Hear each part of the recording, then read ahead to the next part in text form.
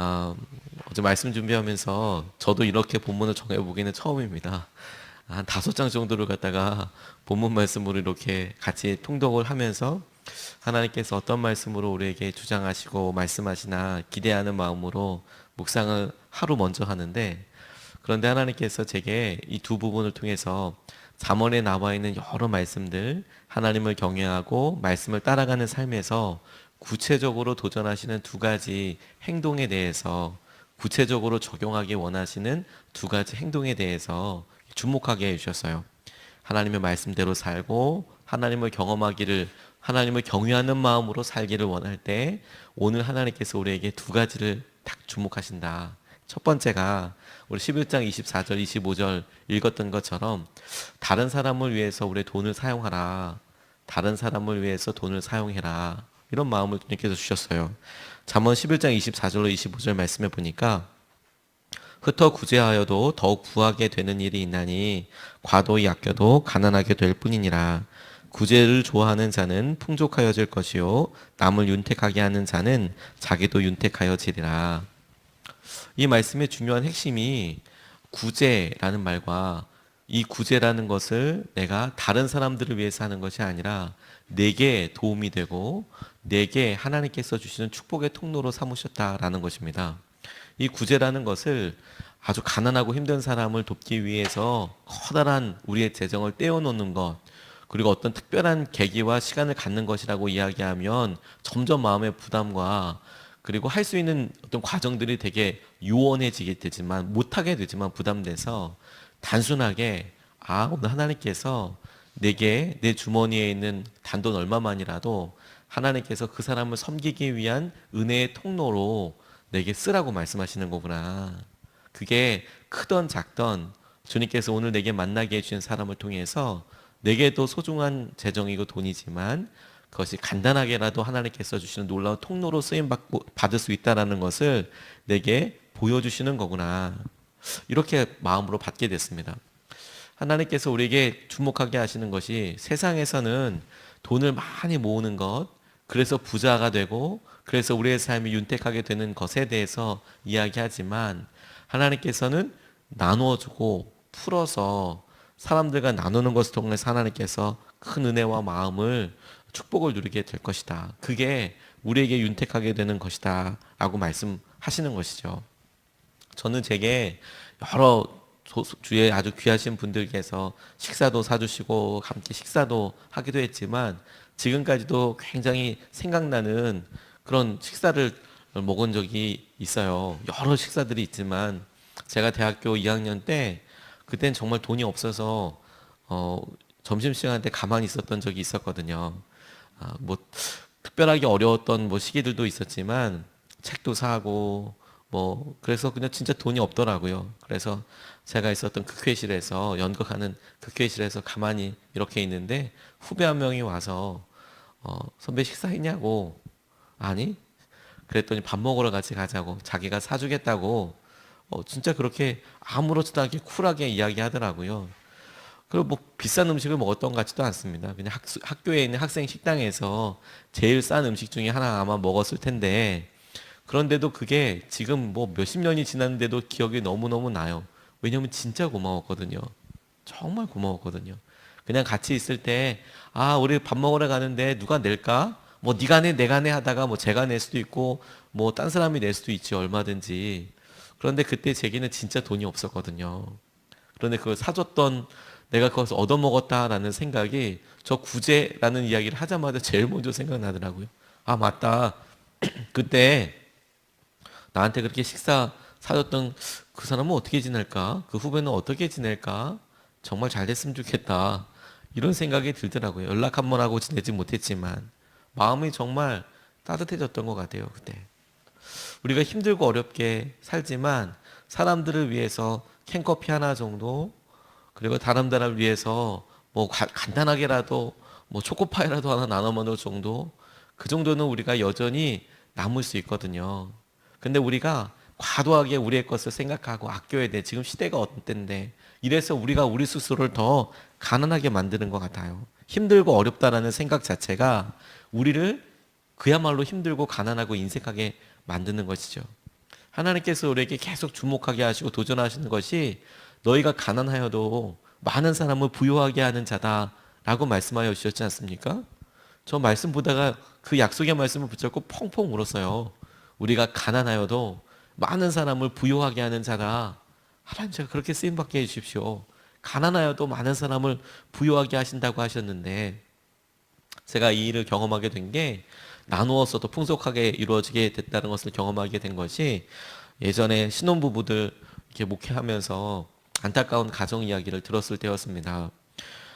첫째 아이가 아직 어린데도 둘째 아이를 이제 연년생으로 갖게 됐는데, 아이가 이제 출산할 날이 임박해서 아빠가 정말 머리 감다가 갑자기 하늘나라로 가게 된 거예요. 뭐 사고가 일어난 게 아니라 돌연사가 일어나게 됐는데, 30대에 말도 안 되는 일이 진짜 일어난 거죠. 그것도 집에서 머리 감다가.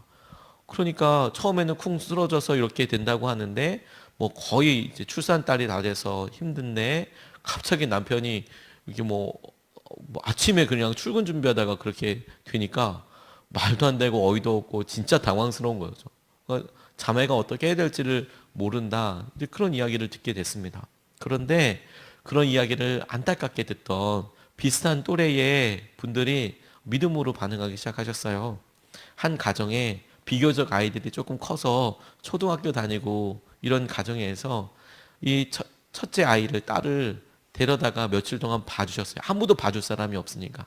아무도 봐줄 사람이 없으니까 자기 집에 기저귀 가방이랑 뭐 갈아입을 옷이랑 다 가지고 가서 이제 출산을 해야 되니까, 그러니까 출산할 때 전까지 마음도 정리도 하고 그래야 되니까 아이를 데려다가 자기가 한 달 정도 봐주시는 거예요. 그리고 부지런히 살피는데 이제 출산을 하게 됐습니다. 신생아가 이렇게 나와서, 그러니까 예쁘죠. 뭐 아이들이야, 아이야 너무 예쁘죠. 근데 엄마는 그 마음이, 이건 아빠가 하늘나라 간 지 한 달도 안 됐고 애는 태어났고 막막한 거죠. 뭐 누가 뭘 사주는 사람도 없고 이제 그렇게 살아가는데, 그 일을 놓고 주위에서 안타깝게 기도하다가 한 자매가 자기네 집에 손님이 방문하면서 선물을 사갖고 왔는데 기저귀를 선물해 가지고 오신 거예요. 이 집에 이제 아이가 있으니까 기저귀를 선물한다. 근데 쫙 바꾸고 나니까 자기 애는 이미 컸어요. 그냥 사이즈를 잘 모르니까 신생아용을 그냥 가지고 온 거예요. 근데 신생아용도 있고 뭐 조금 지나면 기저귀가 사이즈가 있지 않습니까? 아이들 그게. 근데 우리 아이는 이미 좀 커서 훨씬 더 큰 게 필요한데, 근데 신생아용을 가지고 오니까 보통 같으면 그 브랜드 매장에 가서 이거 이렇게 바꿔달라고, 또 그렇게 바꿀 수 있도록 손님 집에 갈 땐 좀 좋은 기저귀를 선물하거든요. 그래서 가져갔는데 이제 바꿀까? 이런 생각을 하다가 퍼뜩 그 사람이 생각이 난 거예요. 그 아이가 이제 태어났는데 하나님께서 이거 바꿔가지고 우리 애한테 주라는 게 아니라 어차피 선물 받았으니까 이거 그 가정에다 갖다 주라는 건가 보구나. 그래서 그런 마음이 들어서 그걸 그냥 그 집에다가 갖다 드렸어요. 이거 기저귀 뭐 그냥 들어왔으니까 쓰라고. 근데 갖다 줬는데 신기한 건, 그런 이야기를 들으니까 기저귀 그래 나눌 수 있겠다라는 생각이 들고 기저귀에 연쇄 반응이 일어나게 된 거예요. 우리 집에도 남아있는 기저귀가 있는데 우리 아이가 이제 커서 이 사이즈가 안 맞아. 이제는 애가 엎치락뒤치락 해서 이게 필요 없어. 그러니까 그거 필요한 사람에게 이게 흘러가는 거예요. 그러니까 이걸 바꾸지 않았는데 처음으로 그 어려운 가정에다가 자기 집에 들어오는 선물, 그걸 흘려보낸 그 가정에 다른 집이 또 우리 집에 그 사이즈가 있어. 우리 아이가 이제는 조금 더 컸어. 그래서 오게 되고, 우리 아이는 이제 기저귀 띄었어. 이제 이거 필요 없어. 혹시나 해서 남아서 갖고 있었는데 이거 당신네들이 가져가. 그러면서 기저귀가 차례대로 막 이렇게 채워지는 거예요. 야, 하나 나눴을 뿐인데 그거 하나 나누고 나서 몇 가정이 하나님께서 이거 주목하고 계시고 찾아주시고 채워준다라는 것을 경험하게 됐는지 몰라요. 기저귀가 아주 비싸다고 해도 한 15,000원, 2만원 할 텐데 한 번 2만원 나눴을 뿐인데 실제로 각 가정들마다 채워진 액수만 생각해 봐도 10만 원이 훨씬 넘어가는 돈들이 서로 쫙 돌아가면서 부하게 되는 거구나. 우리가 딱 붙잡고 있다고 해서 그 돈이 우리 돈 아니에요. 대접해 주는 거, 하나님 내가 내게 있는 것으로 오늘 직장 동료에게 밥 먹고 나서 커피라도 한 잔, 믹스 커피라도 한 잔 타주고 오늘 이렇게 있다가 사람들과 함께 많이 있을 때에 껌이라도 한 통 돌리고 하나님께서 우리에게 나누는 것을 통해서 그러나 그 목적이 다른 사람을 위해서 사용할 수 있도록 그렇게 하나님께서 우리에게 도전하시는 거구나. 말씀을 그렇게 붙잡았습니다. 두 번째로 붙잡은 말씀은 12장 25절 말씀입니다. 12장 25절 말씀에 근심이 사람의 마음에 있으면 그것으로 번뇌하게 되나 선한 말은 그것을 즐겁게 하느니라 이렇게 나와 있어요. 새번역 성경으로는 마음에 근심이 있으면 번민이 일지만 좋은 말 한마디로도 사람을 기쁘게 할 수 있다. 다른 사람을 위해서 말을 해라. 다른 사람을 살리기 위해서 말을 해라. 이렇게 붙잡았어요. 사람들이 우리에게 여러 말 하죠. 우리도 여러 말 합니다. 그리고 그 말에 대한 결과를 우리 스스로가 잘 알아요. 어떨 때는 그 말이 너무 아파서 계속 마음속에 떠오를 때도 있거든요. 똑같이 어떤 사람의 격려가 우리에게는 오랫동안 힘이 되는 경우들도 참 많이 있습니다. 사람들 마음속에 근심이 있답니다. 저는 근심 없는 사람 많이 보지 못했습니다. 거의 대부분의 사람들이 하나 두 개 마음속에 근심이 있어요. 어려움이 있어요. 그런데 말씀이 주목하고 있는 게 뭐냐면 사람들 마음속에 근심이 있다. 그런데 그 근심의 마음을 말 한마디로도 살릴 수 있다. 그렇구나 라고 넘어갈 게 아니라 그게 네가 되라. 그게 우리가 되라. 라고 하나님께서 말씀하신다고 생각하게 됐어요. 오늘 우리가 사용하는 말과 행동을 잠언 말씀에서 아버지가 아들에게 말씀하시듯 하나님이 아버지로서 우리에게 중요하기 때문에 당부하시듯 오늘 말 많이 할 텐데 그 말하는 것을 너희가 다른 사람을 위해서 살리도록 말을 해라. 그 마음 안에 근심이 있으니까 그 말로 살려라 이렇게 이야기한다고 붙잡게 됐어요.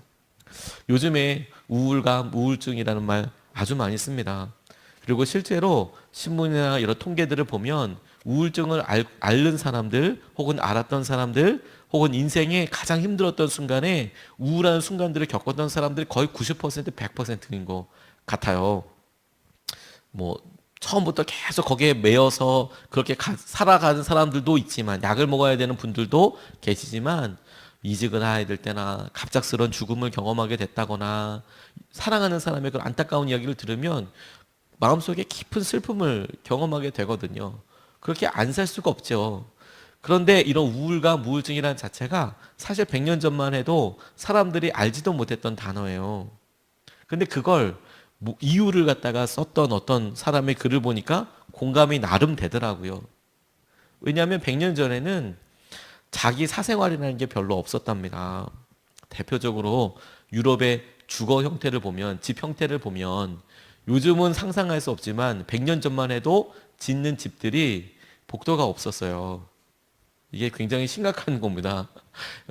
유명한 베르사유 궁전이나 200년, 300년 전의 궁전이긴 하지만 베르사유 궁전이나 이런 왕궁들, 프랑스나 영국의 왕궁들을 가보면 특징이 뭐냐면 복도가 없어요. 그러면 어떻게 건물이 이루어지냐면 방에서 방으로 이루어져요. 방에서 방으로.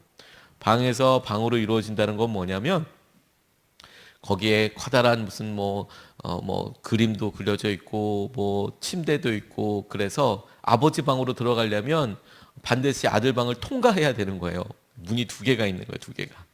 그러니까 낮에는 다 같이 사람들이 거기 다니면서 여기 그림도 있네, 멋있네 이렇게 보기도 하지만 그런데 밤에는 누군가가 그 통로에서 잘 수도 있는 거예요.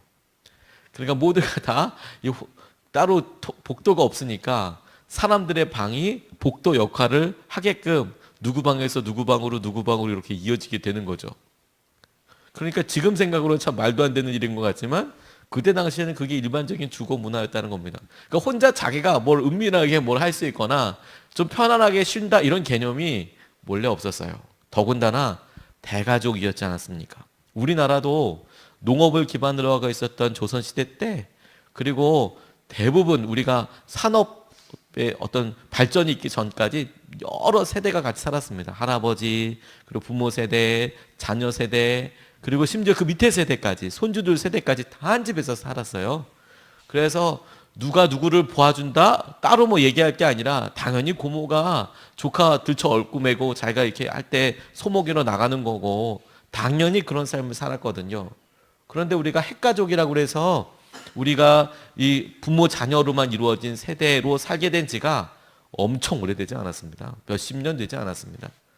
근데 그렇게 살다 보니까 우리 개인의 방도 생기고 우리 개인의 시간도 많이 생기고 그러다 보니까 우리가 우리 마음속에 너무나 자연스럽게 사람들이 말을 걸어와주고 우울감에 빠지지 않도록 뭐 이렇게 여유가 없도록 계속 서로 말 걸고 이야기하고 그게 아니라 그냥 계속 혼자 있다 보니까 그 마음속에서 깨어나지 못하더라. 그래서 그냥 힘들고 어렵고 누군가가 그냥 계속 이야기만 해줘도 사는데 내가 혼자 가만히 자극 없이 살다 보니까 마음이 아주 극단적으로 혹은 내가 원치 않는 방향에서 계속 머물거나 더 깊이 나아가 버리게 되더라. 우리 마음의 상태가 사실 그래요. 말씀에 하나님께서 다윗이 어려움 당하고 힘들 때 그래서 무작정 도망갔던 곳이 절대로 가면 안 되는 가드왕 아기스의 앞까지 도망가게 됩니다. 평소 때였으면 절대 하지 않았을 거예요. 전쟁에서 서로 마주보고 싸웠던 사람한테 도망가요. 사울왕에 쫓겨서 적진에 가드왕 아기스에게 찾아갑니다. 근데 저거 죽인다는 생각이 막 드니까 위협을 느끼니까 미친 척합니다. 미친 척 못하게 하나님께 그 미친 척하고 결국에 쫓겨나게 되는데 하나님이 그거 다윗이 미친 척하는 거 보고 어떻게 처방을 내리셨냐면 400명이나 되는 사람들을 붙여주셨어요. 혼자 못 다니게 400명이나 되는 사람을 인솔해서 다니면서 그 사람들 먹여 살릴 걱정하게 하여 주셨어요. 그 다음부터 다윗이 어느 왕 앞에 갔을 때는 어디 앞에 갔을 때 미친 척하지 않았습니다. 그가 다윗 왕으로 되어가는 과정을 겪게 된 것이었죠. 그러니 누군가의 도움이 필요하고 누군가와의 관계가 필요하다고 할 때 그 첫 번째 시작은 하나님께서 대화하는 것, 그리고 사람들 마음에 근심이 있을 때 우리로 통해서 그 말 한마디로 하나님이 주목하게 하시고 살리기 원하시는구나. 그게 오늘 내가 통로되게 해주십시오. 이렇게 깨어있으면 좋겠습니다. IBM 컴퓨터 회사입니다. IBM 설립자였던 톰 왓슨이라는 사람이 자기의 성공 비결 중에서 하나 이야기할 때 사람을 소중한 자산으로 여기는 것이다 라고 말했답니다. 실제로 일내로 이런 일이 있었습니다. 한 번은 젊은 부사장이 와서 이 신규 사업에 투자해야 한다. 우리가 모험을 해야 한다. 그래야 수익이 난다. 모험적인 투자를 하자고 그랬습니다. 돈이 많이 드는데 해보자 이거 된다 이렇게 이야기하니까 그래 한번 해보라고. 위험부담이 큰 사업일수록 위험부담이 크기 때문에 이게 만약에 이득이 될 경우에는 엄청 돈을 벌 수 있다. 그래서 투자를 했다는 거예요. 그런데 이 회사에 $10,000,000 이상의 손해를 입히고 말았대요. 수백억의 손해를 입혀버린 거죠. 말도 안 되게 아픈 일을 당했지만 이 젊은 부사장이 와서 토마슨에게 사표를 제출하면서 회사에 막대한 손해를 끼친 책임을 느껴서 이제 사직하겠다고 그만두겠다고 그랬더니 이 토마슨이 정색을 하면서 무슨 소리 하냐. 자네가 그 자네를 교육하는데 지금 $10,000,000나 들었는데 $10,000,000 이상 들었는데 지금 그만두면 어떡하란 말이냐. 교육비가 얼마나 들었는데 다시 시작해라. 그랬더니 다시 신제품 개발을 하고 그걸 통해서 IBM이 큰 기업으로 성장하게 되는 그런 발판을 맞이하게 되더라. 어렵고 힘들 때 어떤 말 해주느냐. 그게 정말 중요한 거죠. 두 영국의 청년이 어느 도시교회에 다니다가 시골 출신이어서 둘이 이렇게 계속 다니는데 그 교회 갔더니 아무도 자기한테 말을 걸어주지 않더래요. 1년 정도나 됐는데 아무도 말을 걸어주지 않더래요. 씩 웃으면서 지나가는지 어떤지 모르겠지만 예배를 드리러 왔는데 아무도 얘기해 주지 않더래요. 1년이 지나가고 나니까 이 두 청년이 인내의 한계에 도착해서 그 주일 예배 드리고 우리 다음 주에는 결판을 내자. 다음 주에는 결판을 내자. 이렇게 이야기를 하고 헤어졌답니다. 두 청년의 결심이 남달랐어요. 한 청년은 내가 다음 주까지 나한테 아무도 말 안 걸어주면 내가 교회 떠난다. 이런 생각을 한 거예요. 또 한 청년은 내가 다음 주까지 나한테 아무도 말을 건네주지 않으면 내가 먼저 말을 건네야지. 이런 생각을 한 거예요. 내가 먼저 말을 건네야지. 첫 번째 청년은 진짜 그 다음 주에 왔는데 아무도 자기한테 말 건네주지 않더래요. 그래서 교회 안 나오기 시작했답니다. 에이, 안 나간다. 나 이 교회 안 가. 이렇게 이야기를 했고, 그 다음 주에 왔는데 여전히 말을 안 걸어주니까, 그래, 오늘은 내가 먼저 말을 건너봐야지. 그리고 말을 했던 청년은 17세기에 영국의 굉장히 놀라운 은혜의 부흥을 일으켰던, 청교도 신앙의 부흥을 일으켰던 리처드 백스터였다는 거예요. 그가 교회를 살리고 사람들을 살리고 내가 하나님께서 하시는 은혜들에 대해서 누리는 주인공이 되는 것이죠. 말을 한마디 할 때 의도를 가지고 하는 말이 얼마나 소중한지 몰라요. 그리고 그 의도라는 것이 나의 이득을 위해서, 내가 어떤 정보를 얻기 위해서가 아니라 오늘 내가 말 한마디를 하는데 저 사람을 살릴 수 있는 은혜의 통로로서 내가 말을 하고 대하여야겠다. 그걸 의지적으로 결단하고 나아가는 게 하나님께도 놀라운 힘이 되지만 우리 스스로가 우리가 말과 말의 섬김을 통해서 하나님께서 하시는 일을 기대하고 누리게 되는 놀라운 은혜를 경험하게 될 거예요. 우리가 그것을 오늘 잠언 말씀을 통해서 함께 보고 붙잡을 수 있으면 좋겠습니다. 제가 오늘 말씀을 준비하면서 제목을 은혜의 통로가 되라 이렇게 적어봤었어요. 은혜의 통로가 되라. 오늘 두 가지 말씀을 전했는데 첫 번째 은혜의 통로는 주님, 오늘 제가 사람들에게 재정을 쓰는데 사람들을 위해서 돈을 쓰게 해주십시오. 그게 뭐 1,000원이든 5,000원이든 뭐 좀 많아서 5만 원이든 더 많아서 50만 원이든 하나님, 내가 사람들에게, 주위 사람들에게 사람들을 살리기 위해서 오늘 흘려보내게 해주십시오. 두 번째로 오늘 은혜의 통로가 되기 위하여 사람들에게 내가 말을, 그 사람들을 살리기 위해서, 사랑하는 우리 아들, 딸 살리기 위해서, 그것이 칭찬이든 인사든 말을 건네게 해주십시오. 그 은혜가 우리 가운데 있어서 우리 은혜의 통로가 되게 해주십시오. 이렇게 우리가 붙잡고 오늘 하루 살 수 있으면 좋겠습니다. 우리가 이것을 붙잡고 두 가지 우리 같이 기도하겠습니다. 첫 번째 기도 제목은 주님, 제 말도 그리고 재정도 흘려보내고 싶은데, 근데 주님이 이걸 놓고 기도하는데 제게 첫 번째 기도 제목으로 먼저 우리 자신을 위해서 은혜를 공급하여 달라고 좀 기도했으면 좋겠습니다. 주님의 마음, 넉넉한 마음을 허락해 주십시오. 우리가 그냥 흘려보내는 게 아니라 주님께 공급받게 해주십시오. 이 아침에 주님께서 주님의 마음을 우리에게 한량없이 부어주셔서 그것이 우리 가운데 힘이 되고 은혜의 원천이 되어서 샘이 되어서 그게 조그마한 캔커피든 말이든 주님께서 공급하게 하여 주신 그것으로 우리가 나누게 해주십시오.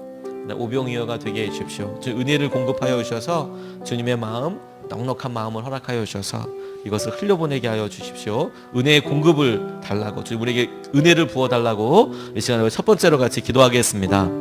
아버지 하나님, 감사합니다.